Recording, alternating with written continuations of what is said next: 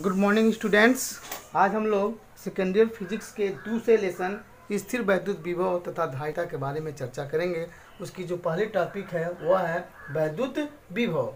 तो हम ये जान लें कि वैद्युत विभव क्या होता है। तो एकांक धन परीक्षण आवेश को अनंत से वैद्युत क्षेत्र के किसी बिंदु तक लाने में किया गया कार्य ही वैद्युत विभव कहलाता है। अब देखिए, माना कि जो एकांक धन परीक्षण आवेश है वह Q0 है और किया गया कार्य कितना है, W है। तो जो वैद्युत विभव होगा, वैद्युत विभव V बराबर W/Q0, ये होती है वैद्युत विभव का फार्मूला।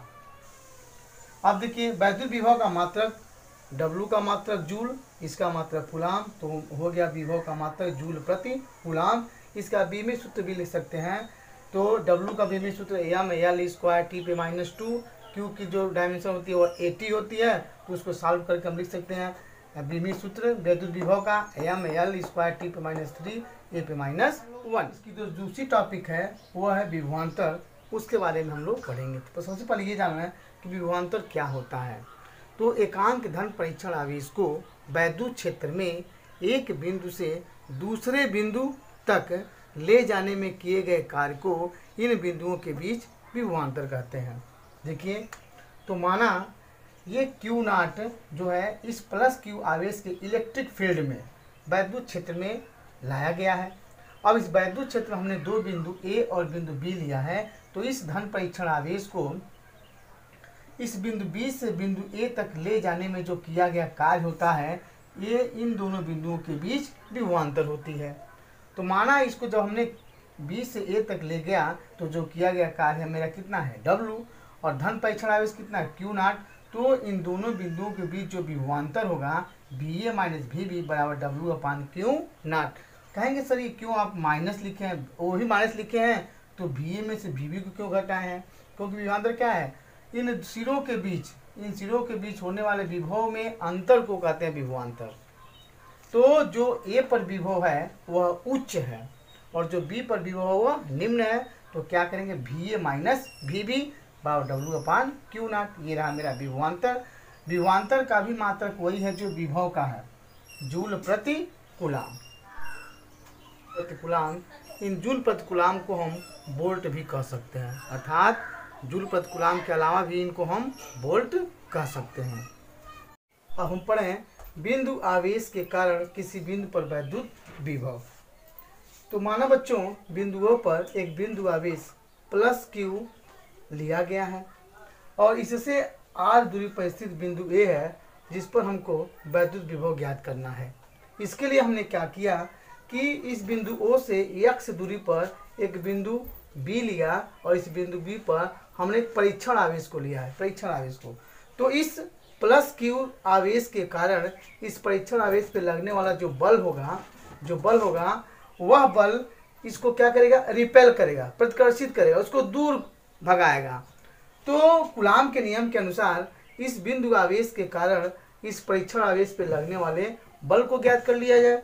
बल F बराबर 1/4πε0 K Q0/x²। बच्चों, ये जो K है वह इस प्लस चार्ज को जिस मीडियम में रखा गया है उस मीडियम का परावैद्युतांक K है।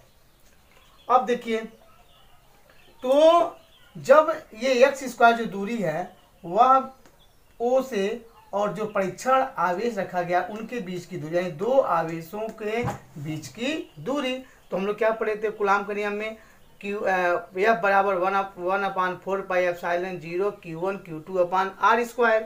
तो वहाँ पे r की जगह क्या आ जाएगा, x आ जाएगा। यानी इस प्लस Q आवेश के कारण इस परीक्षण आवेश पे लगने वाला जो बल है F बराबर 1/4πε0 K Q0/x² न्यूटन। अब देखो बच्चों, हमको ज्ञात क्या करना है, इस बिंदु A पर वैद्युत विभव। तो विभव का सूत्र क्या होता है, V बराबर W/Q। तो हमको पहले क्या चाहिए, W चाहिए, यानी कार्य चाहिए। तो कार्य के लिए हमको क्या चाहिए, देखिए, तो कार्य के लिए हम लोग क्या करेंगे, इस Q0 परीक्षण आवेश को बिंदु B से और C एक छोटा सा डिस्टेंस dx लिया गया है। क्योंकि जब हम अनंत लेंगे तो इस छोटे से डिस्टेंस की आवश्यकता पड़ेगी। तो हमने क्या किया, इस क्यू नॉट परीक्षण आवेश को बिंदु बी से बिंदु सी तक ले जाने में वैद्युत बल जो लग रहा है उनके विरुद्ध किया गया कार्य।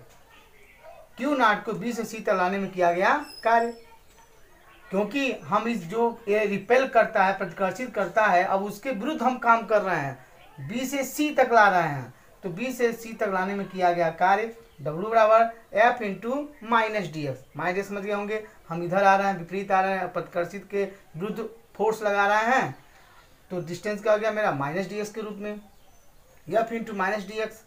एफ की वैल्यू हम लोग निकाल रहे हैं, यहाँ पुट कर दीजिए माइनस डी एक्स, तो ये माइनस पहले आ गया, ये एफ की वैल्यू इंटू डी एक्स, इतना जूल हो गया। अब बच्चों ये हमने निकाला है कि बिंदु बी से बिंदु सी तक लाने में किया गया कार्य। अब देखिए, अब हम ज्ञात करेंगे इस परीक्षण आवेश क्यू नॉट को अनंत से बिंदु ए तक लाने में किया गया कार्य, क्योंकि हमको ज्ञात करना है आर दूरी पर स्थित बिंदु ए पर वैद्युत विभव। तो इस क्यू नॉट को अनंत से बिंदु ए तक लाने में किया गया कार्य, परीक्षण आवेश को अनंत से बिंदु ए तक लाने में किया गया कार्य। तो क्या होगा, डब्ल्यू बराबर इंटीग्रेशन कहाँ से हम ला रहे हैं, अनंत से, और कहाँ ला रहे हैं, कितने दूरी पर, तो जो आवेश मेरा चार्ज है उससे कितनी दूरी पर, आर दूरी पर, तो ये आर हो गया, अनंत से आर दूरी पर, माइनस, अब इसी का हम क्या करेंगे, इंटीग्रेशन कर देंगे, इसका इंटीग्रेशन कर देंगे, तो इनफाइनाइट से आर माइनस ये पूरा पद दे दिया गया इंटू डी एक्स। अब देखो बच्चों, क्यू नॉट 1/4π0 के बाहर कर लेंगे, इंटीग्रेशन क्या बचेगा, माइनस डी एक्स, ये माइनस डी एक्स और अपान एक्स स्क्वायर। जब इसका आप विस्तार करेंगे, जब इसका इंटीग्रेशन करेंगे आप लोग विस्तार करेंगे, इसकी वैल्यू आएगी 1/r आएगी, क्या आएगी 1/r। मैथ के रूल से आप कर भी सकते हैं, इसको आप विस्तार करेंगे तो इसकी वैल्यू आएगी 1/r, इस पूरी वैल्यू आएगी 1/r, यानी इसकी जो वैल्यू आ गई वह कितनी आ गई 1/r। तो 1/4π0 के क्यू नॉट, इसकी वैल्यू आ गई 1/r, तो ये W का मान कितना आ गया 1/4π0 के q naught upon r joule.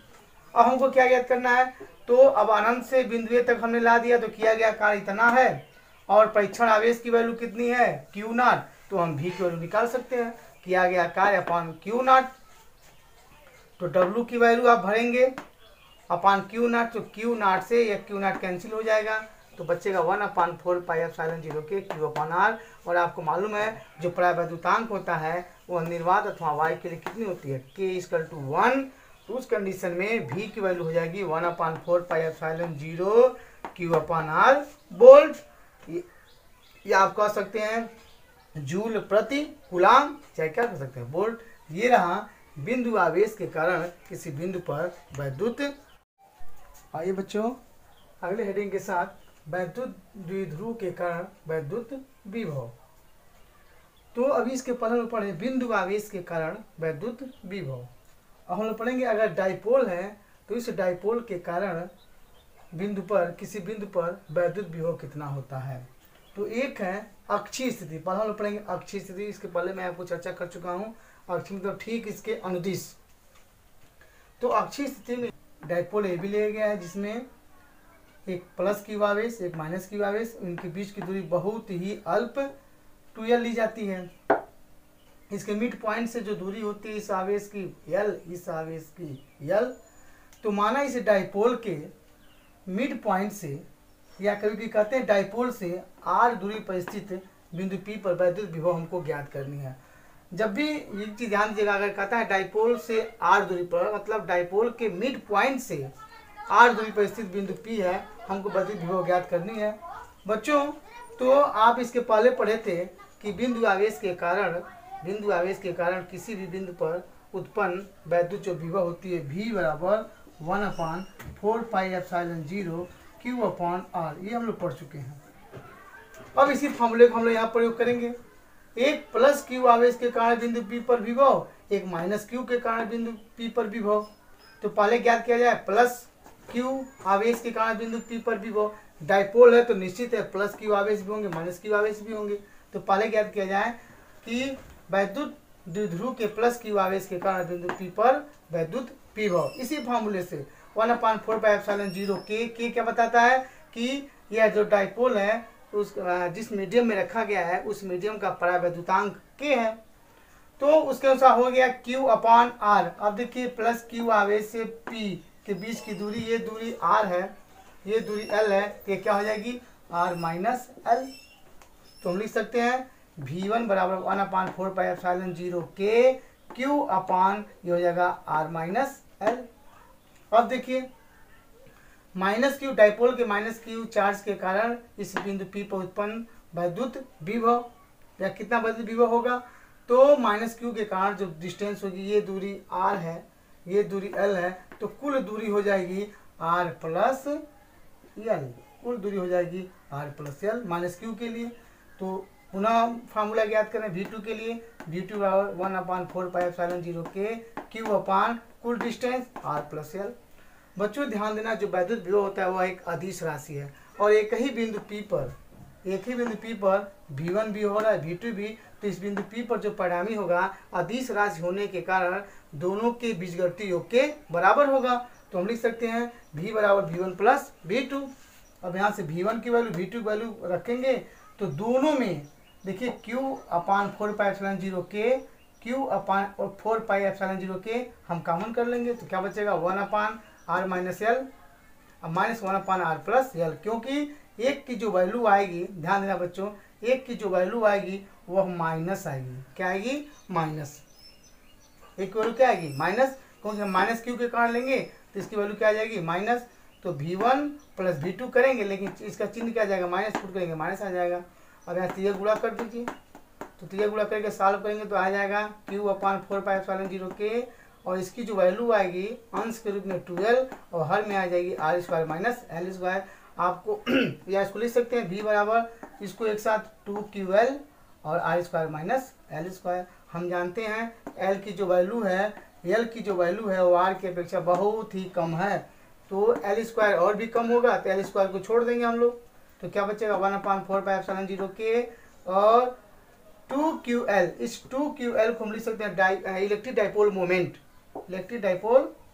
P बराबर 2QL। हम लोग पढ़ चुके हैं पहले भी कि वैद्युत द्विध्रुव आघूर्ण होता है 2QL, तो 2QL निकाल सकते हैं P, तो P आ गया। और इस R² माइनस L² में ये पद को छोड़ देंगे, बहुत छोटा होगा, तो क्या बचेगा 1/4πε0 के P/R²। अब यही आपका होता है अक्षीय स्थिति में डाइपोल से R दूरी पर स्थित बिंदु P पर वैद्युत विभव V बराबर 1/4πε0 P/R² वोल्ट। यहाँ हम K की वैल्यू को क्या लिखते हैं? 1। जहाँ भी K आएगा हम लिख देंगे निर्वात अथवा वाई के लिए जो परावैद्युतांक K होता है उसकी वैल्यू कितनी होती है? 1। ये रहा बच्चों वैद्युत द्विध्रुव की अक्षीय स्थिति।